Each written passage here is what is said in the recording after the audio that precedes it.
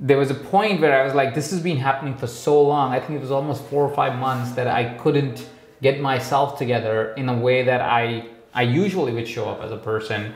And so night after night, I would wake up, and this was the time when it's Christmas holidays. You know, the office kind of goes on leave and everybody kind of chills out a little bit. And this was the time I was chilling out, and I realized how alone I was when I was chilling out. Because I literally had destroyed, or at least not destroyed, then paused my relationship with my family, my friends, my relationship at the time.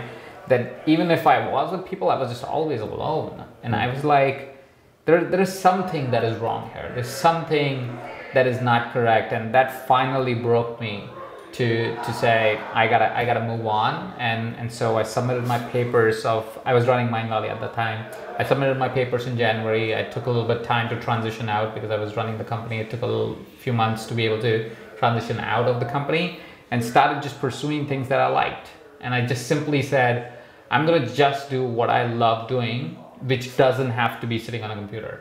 I love being on the computer, nothing to take away. I love work, I love doing what I do. I have nothing against work. But at the same point in time, that's not the only thing that defines me. So I said, what else is defining me? What are the things that makes Ajit beyond the website and the businesses he builds, right? And that got me to explore areas and items and places within myself that I would have otherwise not explored. And that got me really finally rediscovering what is the work and the quality of work I want to do, and how much control I want to have versus not control I want to have. What kind of team I want to work with, and how do I want to carefully select them, how much I want to work on a daily basis, what's the relationship that I want, and what would mean and what would it take for me to be, or how would I want to be in a relationship, all that kind of good stuff, which took me months to discover, but I went and kept going deeper and deeper till the time I found my answers, knowing that I will continue to find answers as life goes on. I just need to keep the space there so I can keep looking. So I am selfishly curious about this because I'm probably 80% of the way through this exact process of I had my big win. Like I sold a couple companies, it did pretty well, invested the money. Well, now what, right? And so that what I did was I covered that up with a whole lot more work. Yeah, and it's an attempt to like meet the needs of yourself through the only route you know, which is more work even when it's not necessary. And basically using work as the drink, using work to soothe whatever ailment is going on. And so so I burnt out, and now I'm going through the process. I'm in the rediscovery process of what would it be like if I just focused on what I was enjoying rather than what I was building. So what did you do during that time where you were rediscovering? So firstly, it's important for us to know that we are rediscovering, which is great that you already know that part, that you're rediscovering and there is no need for the void to be filled. So here is the difference that you may want to consider, and that's the difference that I made, is I didn't try to go, okay, I don't have anything to do today, so let me just work. Right? That's us trying to say, I don't want to deal with myself. Let me just cover it up with something which is probably unnecessary, right? But I can qualify it as a work and say I'm productive and useful, and so I don't have to deal with myself and my emotions, right? One of the greatest journeys that we take is a journey within ourselves. It's the hardest. It seems the easiest, but it's the hardest dang thing to do, is to take that journey and really ask ourselves the tough question. To say, okay, what do I really like to do? Say I did not have any work. What am I gonna do? Right? And it's not because, no one thing, as an entrepreneur, you'll never be lazy. You can always work a little bit more. Our minds are so crazy as entrepreneurs, and people who are watching this, if you're entrepreneurs, you know it's not gonna shut down. You can try everything. It's a life sentence. Yeah, it's not gonna shut down. So the only way for us to actually get more out of what's not gonna shut down is to shut it down. You see, and it's scientifically proven too, so it's not just me making this up, right? When you actually don't do anything, that's the best time for an entrepreneur, because your default mode of brain gets activated. There's an actual science research done where they say that when you're doing the most mundane, boring things, there is a part of our brain that gets activated, which is called the default mode of the brain.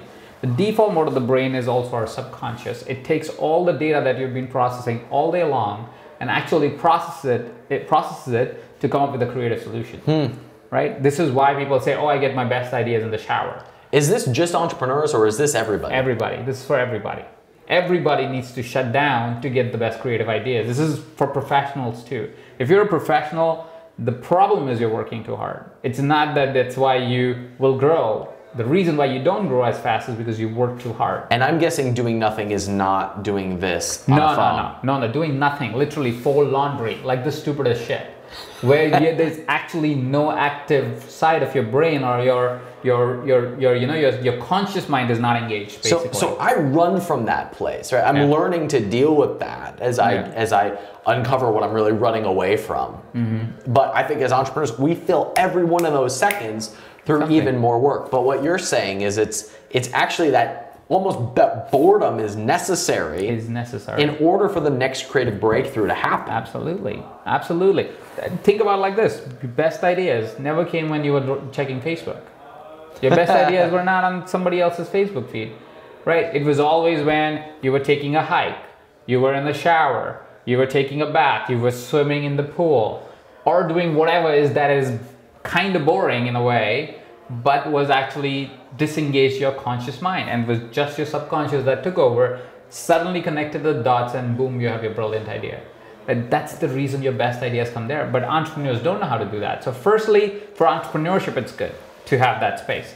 Secondly, that's also the time you actually go deep and you give time to yourself.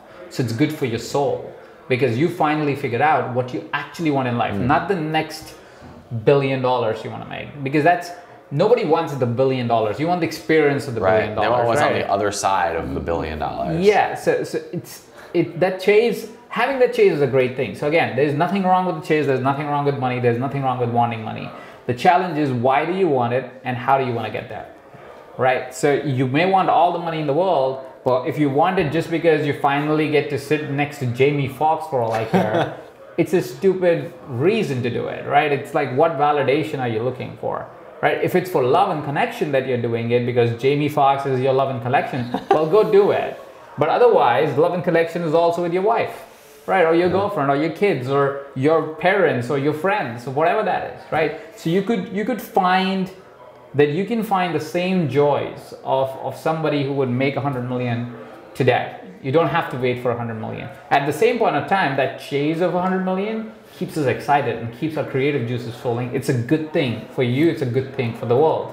But to do that chase just for the validation or just for that I will show you type of behavior is not good for your soul. It's not good for your heart, and it's not good for your health. So eventually you will come around and go, why did I do this? And that's the common thing, right? And the book actually starts with that. Literally the first thing that I quote is the research that, and I forget the name of the lady right now, but she was a nurse. And she did research by talking to people who were on their deathbed and asked them what did they regret the most. And they regretted things that were nothing to do with money. Nobody regretted making less or more money. Everybody regretted things like, I could have done things that I really loved. I regret I could have spent time with my family and so forth.